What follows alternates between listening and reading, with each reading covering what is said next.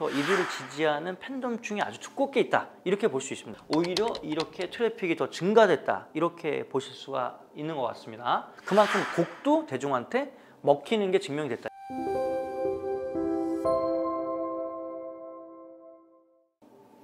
안녕하세요. 네, 최강호입니다. 이번에는 걸그룹 스페셜 이제 두 번째 시간이죠. 그래서 올해 이제 좀 괄목할 만한 어떤 성적을 냈던 걸그룹들 중심으로 해서 저희가 데이터 분석을 좀 간단히 하는 시간을 갖도록 하겠습니다. 첫 편에는 우리 또 아이브를 했고, 이번에는 굉장히 나오기 전부터 이슈가 많이 됐던 그룹이죠. 이름이 뭡니까? 르세라핌. 르세라핌에 대한 얘기를 좀 해보겠습니다. 아주 따끈따끈한 그룹이에요. 5월 달에 데뷔를 했으니까 이제 뭐 사실 나온 지 이제 정말 몇 달 안 된 갓 신인 그룹이에요. 근데 이제 이 그룹을 배출한 어떤 소속사 배경도 그렇고 또 여기 있는 멤버들 여러 가지 이슈 때문에 사실 여러 가지 이슈로 많은 사람들이 관심을 갖게 됐죠. 그래서 이제 그런 관심들과 그다음에 이 음원 성적과 음반 성적이 과연 연관성이 있는지 오늘 그 관점에 대해서 좀 설명을 드릴 거고, 그렇지만 결과론적으로 이제 말씀드렸을 때 르세라핌은 아마 차세대 그 아이돌 그룹, 걸그룹을 대표하는 그런 아주 인지도 있는 그룹 중에 하나가 될 가능성이 아주 높다. 뭐 이렇게는 좀 얘기 좀 드릴 수 있을 것 같습니다. 그래서 오늘은 여러 가지 그 히스토리를 좀 얘기를 해보고 그다음에 있는 거기 있는 데이터를 보고 이 데이터가 어떤 의미를 좀 주는지 한번 설명해 드리도록 하겠습니다. 자, 첫 번째 데뷔를 우리가 언제 했다고 그랬죠? 5월 2일 날 했어요. 그래서 여기에 이제 멤버들은 이게 물론 신인 걸그룹이긴 한데 중요한 건 뭐예요? 인지도가 굉장히 있는 친구들이 한 2명 있죠? 예, 아이즈원 멤버 사쿠라라고 김채원이라는 친구가 르세라핌의 멤버에 포함이 되어 있습니다. 그 의미는 뭐냐면 아이즈원 때도 가장 티켓팅 파워가 셌던 멤버 중에 하나가 이제 사쿠라라고 볼 수 있는 것이죠. 그렇기 때문에 기본적으로 신인 가수임에도 불구하고 아마 여기에 그 유명한 어떤 인지도 있는 멤버들의 버퍼를 받았다. 이렇게 얘기를 할 수 있습니다. 그래서 이제 이런 팬덤들이 있기 때문에 기본적으로 앨범 판매량들은 굉장히 좋을 가능성이 높지. 근데 사실은 아무리 팬덤 기반이 있을지라도 어떤 음악이 대중픽이 돼서 음원 차트에 순위 올라가는 일은 상당히 어려운 일이죠. 이제 그런 어려운 것을 르세라핌의 첫 앨범은 어떤 식의 결과로 보여줬을까? 그걸 좀 정리를 좀 해봤습니다. 그 여기 사진을 보면 이게 이제 아이즈원 시절에 저희 가온 차트 시상식 나왔을 때의 사진이죠. 여기 보면 이제 사쿠라랑 김채원 사진이 여기 이렇게 있습니다.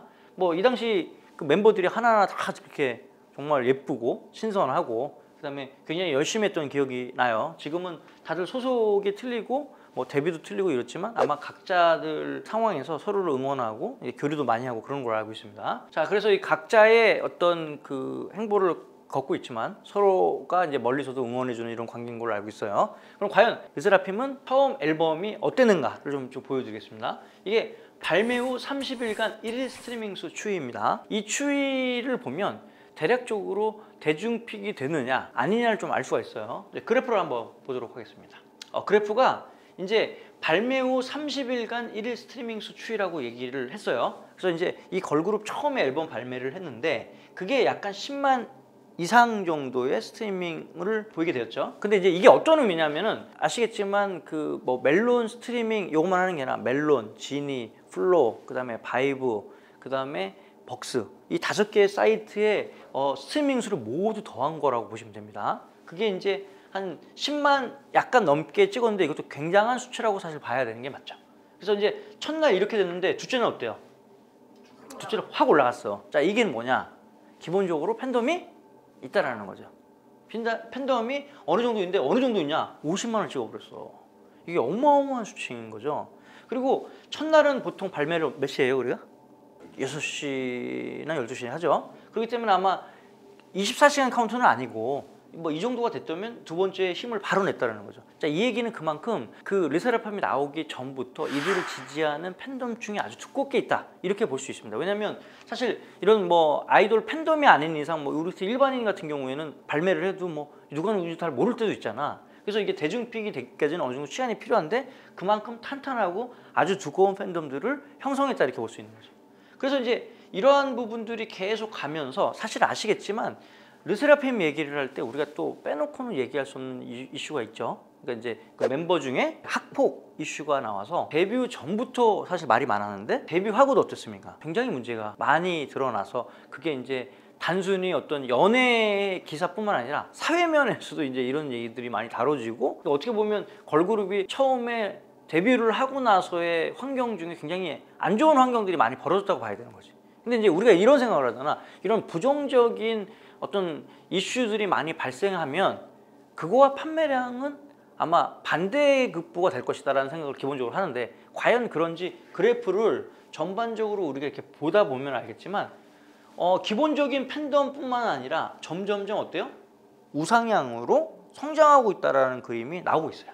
그러니까 지금 19일이라고 이렇게 점선으로 표현했던 게 뭐냐면 그 멤버 중에 하나가 그 학폭 이슈 있었던 거 가지고 뭐 같이 활동하니 많이 막 이런 얘기를 계속 했다가 이제 이날 이제 결정을 해서 잠정적으로 활동을 중지하게 된 거죠.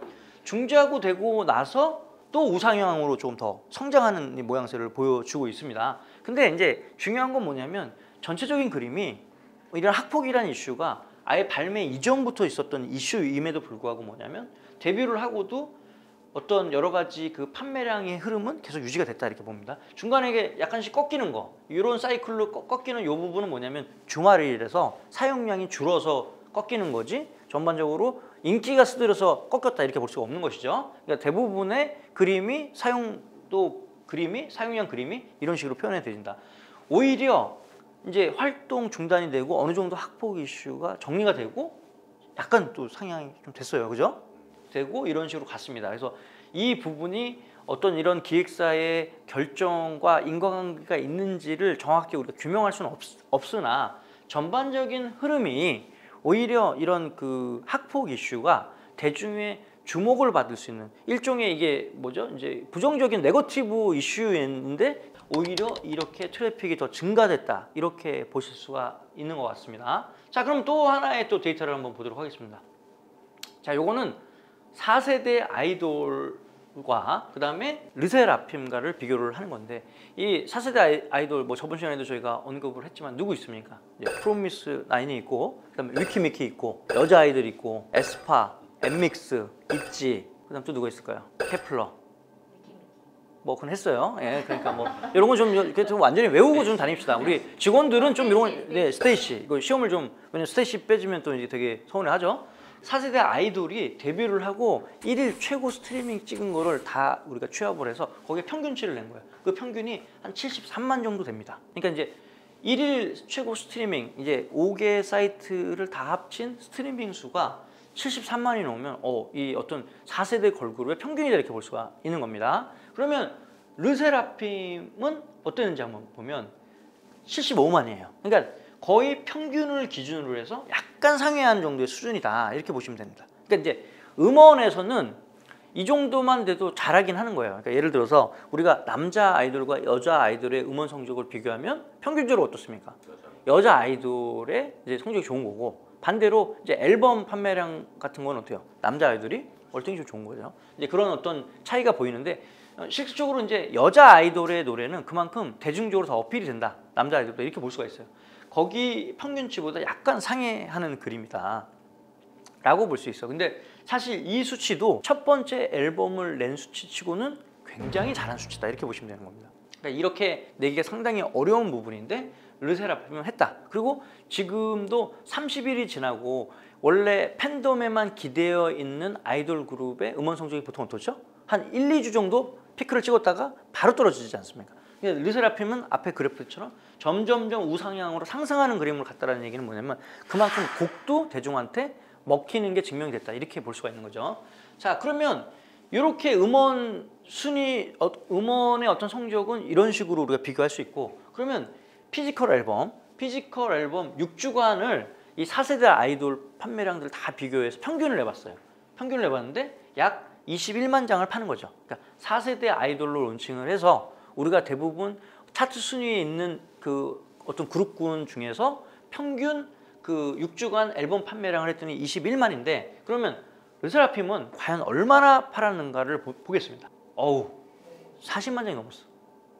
자, 이제 이게 약간 극명하게 드러나는 거죠. 그러니까 이제 예를 들어서 뭐 음원 성적이 평균치보다 월등하게 좋은 거는 이제 대중적으로 뭔가 좀 더 사랑을 받는다 이런 뜻이고, 피지컬 판매량이 기준치보다 상당히 높다는 건 뭡니까? 그만큼 팬덤 규모가 화력이 아주 세다는 거야. 그러니까 사실은 가장 이상적인 거고 가장 하이 레벨에 있는 아이돌의 공통점인 거예요. 이거 성적도 굉장히 좋고 이 성적도 굉장히 좋은 거죠. 근데 이제 어떤 거가 더 가치 있느냐 뭐 이런 개념보다는 사실은 완성형 아이돌로 가기 위해는 성적들이 둘 다 좋아야 돼. 그래야지 이제 결국은 뭐냐, 팬덤을, 막강한 팬덤을 중심으로 해서 어떤 그런 코어 핵심 어떤 커뮤니티가 있으면 그 외에 대중들도 이 음악들을 좋아해야지 결국은 우리가 생각하는 탑 레벨 아이돌로 갈 수가 있는 것이다. 이제 그런 의미에서 남자 그룹도 아니고 여성 아이돌 그룹이 처음에 냈던 앨범이 40만 장이 넘었다는 건 어마어마한 수치라고 사실 봐야 되는 것이죠. 그만큼 이 르세라핌은 나오기 전부터 화제가 됐던 이유는 그렇게 탄탄한 팬덤들을 갖고 있는 그런 멤버들 구성을 좀 했고, 그다음에 이제 기획사들의 뭐 기획사가 워낙 이제 네임밸류가 있고 노하우가 있는 쪽이니까 프로모션 마케팅을 제대로 했다 이렇게 볼 수가 있는 겁니다. 그러니까 팬덤 마케팅 성공을 했는데, 자 음악 자체에서는 그러면 이 부분을 우리가 어떻게 봐야 되냐? 이거는 지금 실제로 봤지만 평균치에 약간 상회를 했기 때문에 우리가 두 번째 앨범 정도는 봐줘야지 이게 대중픽으로 갈 수 있는 걸그룹이 될 것이냐 안 될 것이냐를 알 수 있을 거라고 생각을 해요. 그러니까 전 시간에 우리가 봤지만 아이브 같은 경우에는 첫 번째 앨범 성적도 좋았지만 두 번째에 완전히 트래픽을 더블로 올려가지고 트래픽을 만들었던 것처럼 이제 이 정도면 거의 신인 아이돌 치고 굉장히 좋은 성적인데도 불구하고 이제 이들이 진짜 성공의 어떤 길에 접어들었냐 아니냐 판단하기 위해서는 이 다음 앨범의 성적들이 상당히 중요할 거라고 저는 생각을 하고 있습니다. 자, 그러면 발매 후 30일간 유니크 리스너입니다. 그러니까 이거는 한 사람이 여러 번 듣는 걸 체크하는 게 아니라 한 번 듣든 100번 듣든 그 한 명을 우리가 딱 지정을 해서 하루하루에 들었던 청취자가 몇 명인지 그 5대 OSP의 청취자 수를 다 더한 값들을 얘기를 한 거예요. 그래프를 한번 보여드릴게요. 일단은 그래프의 세밀한 걸 보기 전에 전체적인 그림을 한번 보세요. 그림을 보면 어때요? 계속 우상향을 하고 있다는 거지. 근데 예를 들어서 유니크 리스너는 증가를 하지 않아. 근데 예를 들어서 트래픽, 스트리밍 수만 계속 증가돼. 이게 무슨 의미야? 그 리스너들이 계속 반복 청취하는 거야. 소수 일부의 커뮤니티들이 어떤 순위를 올리기 위해서 이제 총공들을 가했다 이렇게 볼 수가 있는 거지. 근데 이 유니크 리스너 수도 이렇게 우상향으로 올라가고 어떤 스트리밍 수도 계속 우상향으로 간다는 의미는 뭐야? 그만큼 점점 팬들 중심으로 처음에 시작을 했지만 이게 뭐야? 대중적인 어떤 사랑을 받기 위한 어떤 과정들을 겪고 있다고 우리가 이렇게 얘기할 수 있는 거죠.